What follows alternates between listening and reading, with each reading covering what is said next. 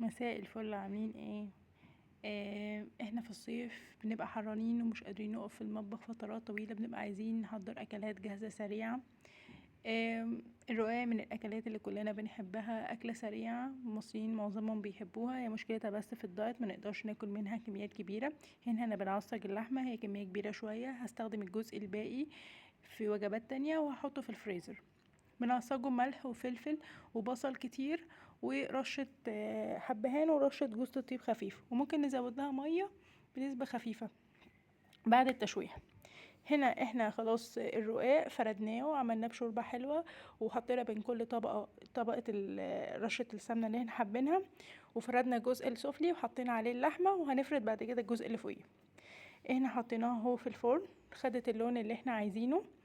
هنفردها او هنقلبها على الوش التاني دقيقة واحدة، او ممكن نحطها في الشواية كده. خلاص